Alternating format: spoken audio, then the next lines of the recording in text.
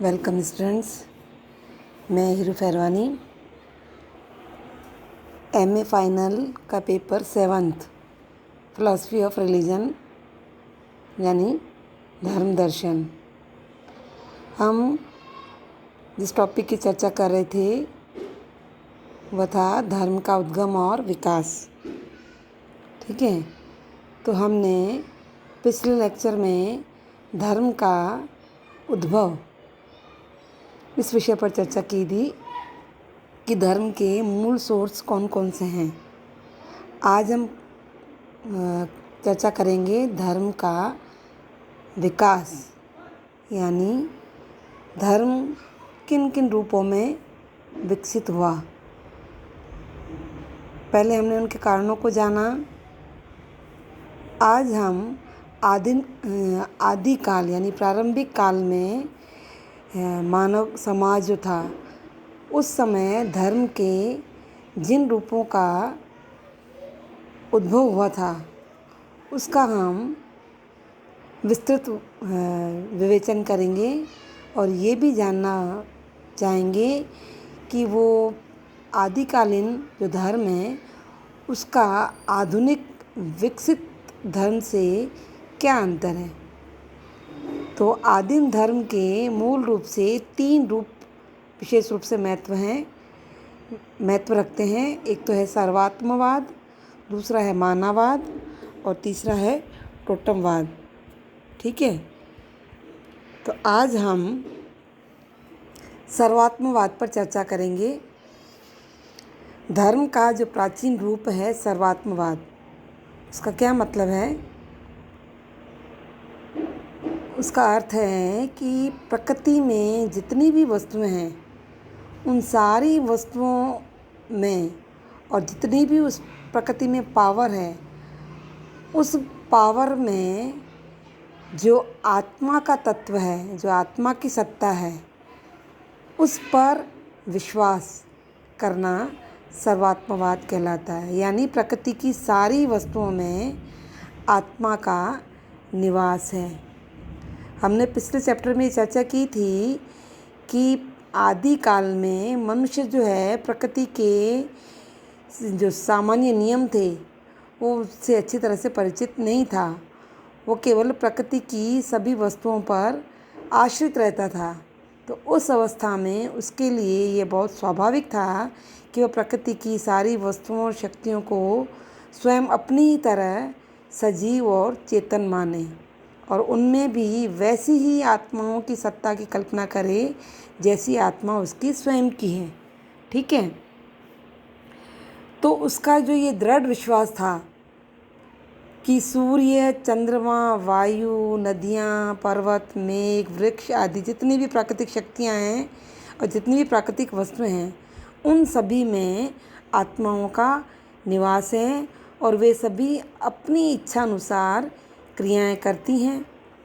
इसलिए कहते हैं कि आदिकालीन जो मानव जो है वो निश्चित रूप से ये मानता था कि स्वयं अपनी इच्छा अनुसार तथा किसी खास उद्देश्य से प्रेरित होकर ही सूर्य जो है हमें गर्मी देता है, चंद्रमा जो है पृथ्वी पर शीतल किरणें भेजता है, मेघ जो है वर्षा करते हैं। तो इसका अर्थ यह है कि हर प्राकृतिक शक्ति और वस्तु का अपना अपना स्वतंत्र व्यक्तित्व होता है जिसके कारण वो क्रियाशील होती है और वो विशेष प्रकार का व्यवहार करती है। तो यही बात सभी प्राणियों के संबंध में उसने सोची। तो आदिकालीन मानव जो है वो समस्त प्राकृतिक वस्तुओं और शक्तियों के साथ साथ पशु पक्षियों में भी आत्माओं से पशु पक्षियों को युक्त मानता था और उसे व्यक्तित्वपूर्ण मानता था। तो इससे ये स्पष्ट होता है कि संपूर्ण जो प्रकृति जगत है वो व्यक्तित्व परक है और उसके कारण ही प्राचीन काल में धर्म का जो है वो जन्म हुआ। ठीक है, तो एक तो कारण ये था। सर्वात्मवाद का मतलब ही यही है कि सभी प्राकृतिक वस्तुओं में और सभी जीवों में आत्मा निवास करती है। अब मानव जीवन का जो वो प्रारंभिक युग था, उसमें धर्म की प्रक्रिया, धर्म के उद्गम की जो प्रक्रिया थी वो क्या थी? तो इस प्रश्न का उत्तर देना वैसे कठिन नहीं है, क्योंकि हम पहले ही देख चुके हैं कि आदिकालीन मनुष्य जो है प्रतिकूल परिस्थितियों में अपना जीवन व्यतीत कर रहा था और अपनी हर आवश्यकता को पूरा करने के लिए पूरी तरह से वो प्रकृति पर आश्रित था और वो प्रकृति को व्यक्तित्व में मानता था।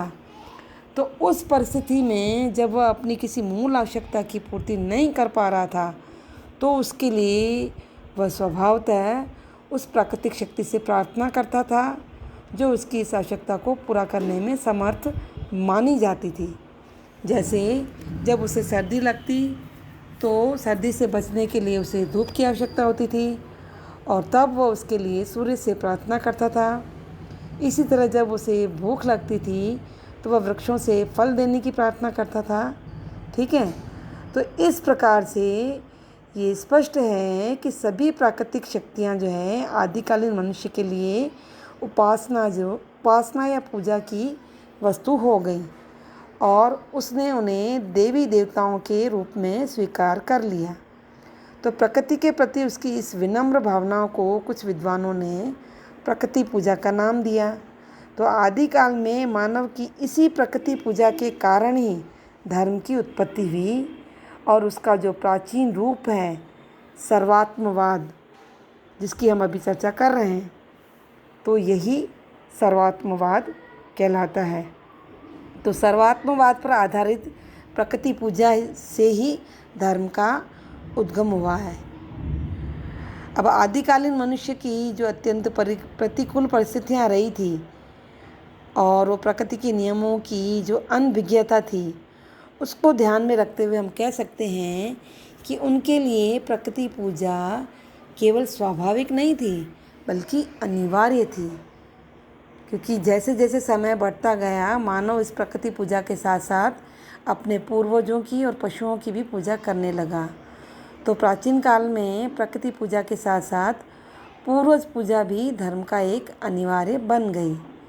भारत में हर वर्ष पूर्वजों के नाम पर किए जाने वाले श्राद्ध जो कि अभी चल रहे हैं, तो श्राद्धों के रूप में इस पूर्वज पूजा के विशेष आयोजन आज भी हम देख सकते हैं। जैसे भारत में नाग पूजा, गाय की पूजा की जाती है जो आज भी प्रचलित है। तो इस तरह से हम कह सकते हैं कि आदिकाल से ही प्रार्थना, उपासना या पूजा का धर्म के साथ एक अनिवार्य संबंध रहा है जो आधुनिक विकसित धर्म में भी विद्यमान है। मैंने प्रारंभ में कहा था कि जो ये प्राचीन रूप हैं धर्म के, उनका आधुनिक विकसित धर्म से क्या भिन्नता हो सकती है? तो कोई ज़्यादा भिन्नता नहीं है। ठीक है, तो सर्वात्मवाद की व्याख्या हम करते हुए बता चुके हैं कि आदिकालीन मानव जो है स्वयं अपने ही तरह सभी प्राकृतिक शक्तियों, वस्तुओं और पशु पक्षियों में भी आत्माओं की सत्ता को स्वीकार करता था। तो यह स्वाभाविक प्रश्न उठता है कि तब उसके मन में आत्मा की सत्ता का विचार किस तरह से उत्पन्न हुआ होगा। तो अपने इसी सिद्धांत को, सर्वात्मवाद को आगे और स्पष्ट करते हुए एक दार्शनिक है टाइटलर, जिसने इस प्रश्न का उत्तर देने का प्रयास किया है। वो कहते हैं कि जिस तरह आज हम स्वप्न देखते हैं उसी तरह आदिकाल में भी मानव जो है स्वप्न अवश्य देखता था, किंतु तब उसे स्वप्नों के स्वरूप और कारणों की कोई जानकारी नहीं थी। तो उस स्थिति में जब अपने मृत संबंधियों को स्वप्न में देखता था तो यही समझता था कि उनकी आत्मा ही स्वप्नों में उनके साथ बातचीत कर रही है। यदि वे मृत व्यक्ति जो हैं स्वप्न में उनसे किसी वस्तु की मांग करते हैं तो वे उनकी उस मांग को भी पूरा कर देते थे। तो भारत में ये अशिक्षित और अर्धशिक्षित समाज जो है वो आज भी मृत व्यक्तियों से संबंधित स्वप्नों के विषय में इसी व्याख्या को स्वीकार करता है। अपने स्वप्नों में जो अनुभूत तथ्य हैं उनके आधार पर जो आदिकालीन मनुष्य है उसने ये निश्चित रूप से धारणा बना ली कि शरीर से अलग और भिन्न आत्माओं का भी अस्तित्व होता है जो शरीर के नष्ट हो जाने के बाद भी बनी रहती हैं। तो उनकी ये धारणा है जिसके कारण ही सबसे पहले मानव समाज में शरीर के स्वतंत्र और अमर आत्मा का विचार उत्पन्न हुआ, जो आज भी पहले से ही यानी पहले जैसे ही विद्यमान है। ठीक है। तो प्राचीन काल में मनुष्य ने अपने अनुभव के आधार पर इस संसार के समान ही परलोक की भी सृष्टि की, जिसमें निम्न और उच्च स्तर की तथा अच्छी और बुरी दोनों ही तरह की आत्माएं निवास करती थी। तो महान आत्माओं को तो उन्होंने देवी देवता मानकर उनकी पूजा करना प्रारंभ किया, जिनसे उनकी मूल आवश्यकताओं की पूर्ति होती है, और दुष्ट आत्माओं को उन्होंने बुरी आत्माएं माना और उनसे रक्षा करने की प्रेर भी की। तो कालांतर में जब मनुष्य के अनुभव की व्यापकता के साथ साथ जो परलोकवासी देवी देवता और भूत पिशाच हैं, उनकी भी संख्या धीरे धीरे बढ़ती गई। तो जीवन का हर पक्ष जो है, जो महत्वपूर्ण है, वो अपने उस महत्वपूर्ण पक्ष के लिए अलग अलग देवी या देवता की कल्पना करने लगे, जिसे आज भी मानव समाज में किसी न किसी रूप में स्वीकार किया जा रहा है। ठीक है। आज भी हम कर रहे हैं ना अलग अलग देवी देवताओं की पूजाएं अर्चनाएं। तो इसके अतिरिक्त सभी प्रमुख धर्मों में स्वर्ग और नरक की जो प्रकल्पना पाई जाती है, उसका भी मूल आधार जो है इस संसार से संबंधित मनुष्य का अपना अनुभव ही रहा है। जिस स्थान पर उसने सभी सांसारिक सुखों के प्राप्त होने की कल्पना की, उसे उसने स्वर्ग का नाम दे दिया, और जिस स्थान पर उसे घोर यातना और दुख को भोगने की कल्पना की, उसे उसने नरक का नाम दे दिया। तो इन तथ्यों को ध्यान में रखते हुए यह कहना अनुचित नहीं होगा कि धर्म संबंधी जो सामान्य प्रचलित अवधारणा का जो अंतिम आधार है, वो किसी न किसी रूप में मानवीय अनुभव ही रहा है। ठीक है। तो सर्वात्मवाद जो है वो केवल धर्म का ही रूप नहीं है, वरन जीवन और जगत के विषय में आदिकालीन मनुष्य का जो प्राचीनतम दर्शन है वो भी था। उस समय वह प्राकृतिक जगत में होने वाली सारी घटनाओं के कारणों की व्याख्या भी इस सर्वात्मवाद के द्वारा ही करने का प्रयास करता था। किंतु कुछ विद्वान जो है इस सर्वात्मवाद को इस अर्थ में भी ग्रहण करते हैं कि आदिकालीन मनुष्य का जो जीवन दर्शन है वो सर्वात्मवाद के रूप में ही देखा जाता है। तो सर्वात्मवाद जो है आदिम युग के मानव का जीवन दर्शन हो या ना हो, किंतु इतना तो निश्चित है कि वो धर्म का एक महत्वपूर्ण रूप रहा है। ठीक है। तो ये था सर्वात्मवाद। कल हम चर्चा करेंगे मानववाद पर।